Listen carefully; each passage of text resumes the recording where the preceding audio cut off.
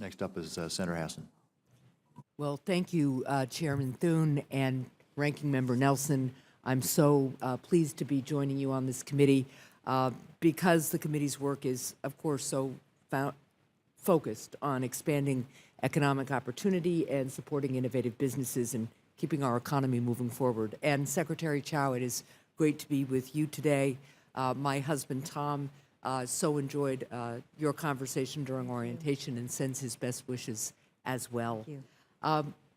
A major focus of the work, we've all been talking about it this morning as we talk about expanding jobs, expanding economic growth and creating jobs, is obviously around making sure our highways and our roads and bridges are modern and safe.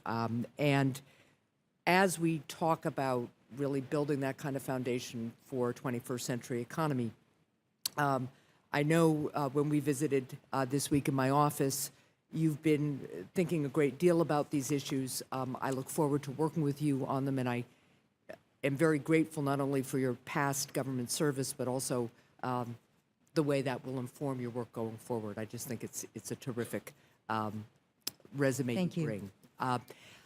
There are a couple of programs that have really, DOT programs that have really helped New Hampshire over the last few years, and I just wanted to touch on them briefly.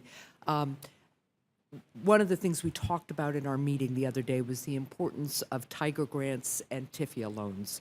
You'll recall that it was a Tiger grant that really supported our capacity to refurbish our Memorial Bridge, a drawbridge over New Hampshire's port. And yes, New Hampshire does have a port.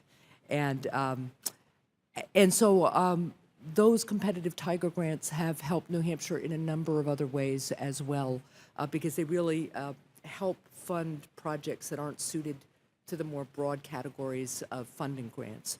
And then the TIFIA loan project has really been critical to our completion, our plans to complete Interstate I-93 in New Hampshire, both with lower interest rates and deferred payment schedules, and has proved to be, I think, really critical to a number of other rural areas for large surface transportation projects. So part of my question to you is just, are you familiar with the Tiger and TIFIA programs, or do you have a commitment to continuing to support them? From all of my meetings with members of Congress, there seems to be one area of great agreement, and that's the utility of the Tiger grants. So I can't make a commitment at this point. I've been very impressed with how many members like it, and I look forward to reviewing it and seeing how much money can really be devoted to this. Currently $250 million. It's a very modest sum in this budget, and but I'd like to get more briefed on this topic. Look forward to working with you. Great, great. And TIFIA, do you have any thoughts about the TIFIA program? TIFIA also seems to be, again, another very important and valuable source of funding. And as we've talked about the infrastructure funding throughout our whole country, we need to be seeking more innovative and a more varied options of funding, and the TIFIA certainly has proven its worth as to the specific amounts. That, again, would be a budgetary issue that I'll be looking at if I'm confirmed. Great. We also spoke on Monday about the importance of commuter rail in the 21st century economy. Something I've learned a great deal about as governors. We've tried to focus on bringing commuter rail from Boston up to Nashua and Manchester, New Hampshire, not only because it's a boon to businesses supported by all our major chambers of commerce, but also because we're learning that the millennial workers really often don't want to own cars and really do like to see access to public transportation. So a project to bring commuter rail would not only require partnership between Massachusetts and New Hampshire, but also federal support to enhance that state and local effort. So are you committed to continuing to ensure federal support for this type of commuter rail project?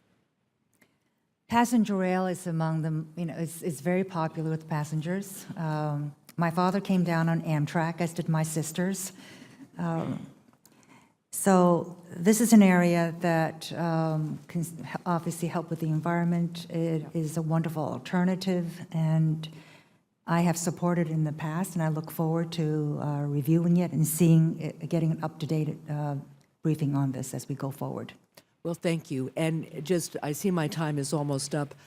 I just wanted to add my thoughts on the driverless cars or automated automobiles now. As we think about that technology, I hope we'll think about making it accessible to people who, for a variety of reasons, can't drive, and making sure that as new technology comes on board, its pricing doesn't prohibit the people who might benefit from it the most from using it.